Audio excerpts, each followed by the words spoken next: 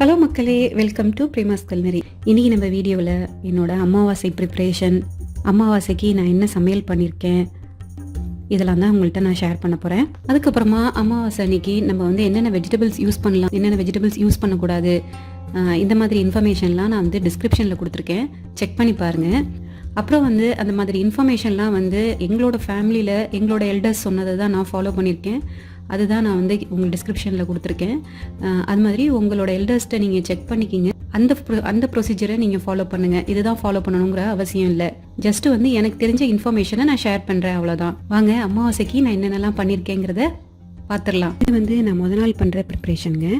நான் ஃபஸ்ட்டு வந்து பூஜை அறையை க்ளீன் பண்ணிவிடுவேன். அதுக்கப்புறம் சுவாமி ஃபோட்டோஸ்லாம் எல்லாம் தொடச்சிருவேன். அதுக்கப்புறம் பூஜை பாத்திரம் எல்லாமே க்ளீன் பண்ணி எடுத்து ரெடியாக வச்சுருவேன். ஸோ இதுதான் நான் வந்து பூஜை அறையில் பண்ணுற ப்ரிப்பரேஷன்.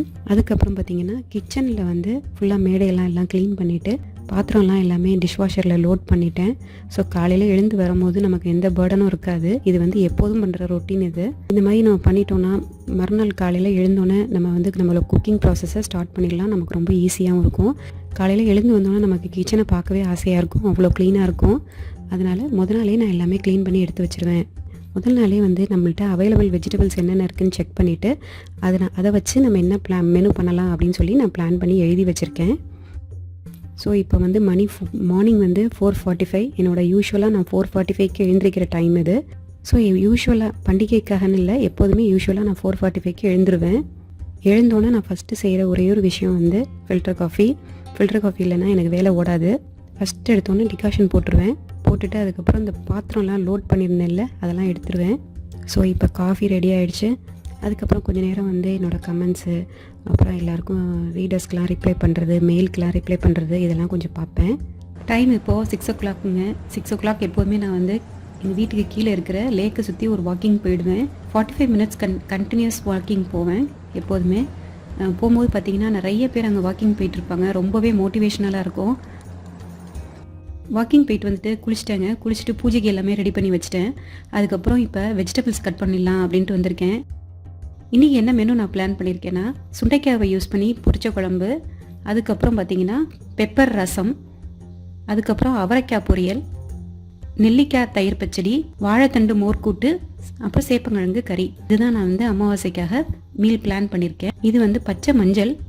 இன்றைக்கி வந்து டர்மரிக் பவுடர் சேர்க்க வேணாங்கிறதுனால நான் வந்து பச்சை மஞ்சளை வந்து துருவி வச்சுருக்கேன். துருவி சேர்த்துக்க போகிறேன். பருப்பு வேக வைக்கும் போது மஞ்சள் கொஞ்சம் அதில் துருவி சேர்த்துட்டேன். சேப்பங்கிழங்கு வேக வச்சுட்டேன். ஸோ ரெண்டும் சைமல்டேனியஸாக வெந்துக்கிட்டு இருக்கு. வடைக்கு கொஞ்சம் பருப்பு ஊற போட்டுட்டேன். வெஜிடபிள்ஸ்லாம் கட் பண்ணி எடுத்துக்கிட்டேன்.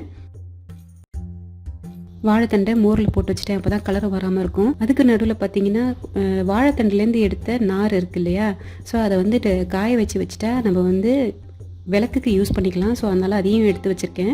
ஃபஸ்ட்டு எடுத்தோடனே சுண்டைக்காய் பொரிச்ச குழம்பு பண்ணிட்டேன். இன்னொரு ஸ்டவ்வில் பெப்பர் ரசம் பண்ணிட்டேன். இந்த ஸ்டவ்வில் பார்த்திங்கன்னா சேப்பங்கிழங்கு ரோஸ்ட் பண்ணிகிட்ருக்கேன். அதில் வந்து எதுவுமே சேர்க்கலை, வெறும் துருவின மஞ்சளும் கொஞ்சமாக பெப்பர், சால்ட் இது மட்டும்தான் சேர்த்துருக்கேன். இன்னொரு ஸ்டவ்வில் பார்த்திங்கன்னா அவரைக்காய் பொரியல் ரெடி ஆகிடுச்சு. ஒரு மிக்ஸி ஜாரில் சீரகம் சேர்த்துட்டேன். அதை நல்லா ஃபைன் பேஸ்ட்டாக அரைச்சிக்க போகிறேன். இதை வந்து மோர்க்கூட்டுக்கும் நெல்லிக்காய் தயிர் பச்சடிக்கும் எடுத்து வச்சுக்க போகிறேன். அரைச்சி வச்ச தேங்காயிலேருந்து பாதி தேங்காயை சேர்த்து வாழைத்தண்டை ப்ரெஷர் குக் பண்ணிக்க போகிறேன். வாழைத்தண்டு நல்லா குக் ஆகிடுச்சு. அதில் கொஞ்சமாக தயிரும் உப்பும் சேர்த்து நல்லா மிக்ஸ் பண்ணி வச்சுட்டேன். ஸோ இது வாழைத்தண்டு மோர்க்கூட்டுக்கு ரெடி ஆகிடுச்சு. கடைசியில் தாளிப்பு மட்டும்தான் பண்ணணும் இதுக்கு. அதுக்கப்புறமா வந்து நான் பாதி எடுத்து வச்ச அந்த தேங்காயோட நெல்லிக்காயை சேர்த்துட்டேன். நெல்லிக்காயை சேர்த்து அரைச்சிட்டு நல்லா ஃபைன் பேஸ்ட்டாக தயிரில் சேர்த்துட்டேன். ஸோ நெல்லிக்காய் தயிர் பச்சடி ரெடி ஆகிடுச்சு. அதுக்கப்புறமா வடைக்கு மாவு அரைச்சிடலாம் அப்படின்னு சொல்லிட்டு ஊற வச்சுருந்த பருப்பை வந்து மிக்ஸி ஜாரில் சேர்த்துட்டு அதோட கொஞ்சமாக உப்பு சேர்த்துட்டேன். வடை மாவும் ரெடி ஆகிடுச்சு. அதோட கொஞ்சோண்டு கொத்தமல்லி சேர்த்துட்டேன். அதுக்கப்புறமா எண்ணெயை ஹீட் பண்ணிவிட்டு தேங்காய் எண்ணெய் யூஸ் பண்ணேன். இன்றைக்கி தேங்காய் எண்ணெயில் இந்த வடையை பொரிச்சு எடுத்துட்டேன். எல்லாத்துக்கும் சேர்த்து தாளிப்பு ரெடி பண்ணிட்டேன். தாளித்ததெல்லாம் மோர்க்கூட்டில், அதுக்கப்புறம் நெல்லிக்காய் தயிர் பச்சடியில், அப்புறம் ரசத்தில் எல்லாத்தையும் சேர்த்துட்டேன். எல்லாம் முடிச்சுட்டு கடைசியாக பாயசம் பண்ணலான்னு வந்தேன். பாயசம் பண்ணும்போது தான் ஞாபகம் வந்தது, ஆஹா நம்ம வந்து பருப்பில் வந்து மஞ்சள் போட்டு வேக வச்சுருக்கோமேனு.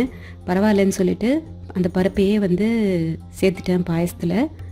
அதுக்கப்புறமா பாயசம் பண்ணி முடிச்சுட்டு திரும்பி பார்க்குறேன், சிங்க்கு நிறையா பாத்திரம் சேர்ந்துருச்சு. டிஷ்வாஷரில் போட்டு விட்டேன். ஸோ வேலை முடிஞ்சது, எல்லாம் க்ளீன் பண்ணியாச்சு. அதுக்கப்புறமா ஏதோ ஒன்று மிஸ் ஆகிற மாதிரியே இருந்தது. என்னடா மிஸ் ஆகுதுன்னு யோசிக்கும் போது தான் தெரிஞ்சது சாதம் வைக்க விட்டுட்டேன்னு. அதுக்கப்புறம் கிட்டுன்னு சாதத்தை வச்சுட்டேன். ஃபைனலாக வச்சுட்டு டைமை பார்க்குறேன். டைம் வந்து 11 o'clock ஆகிடுச்சு.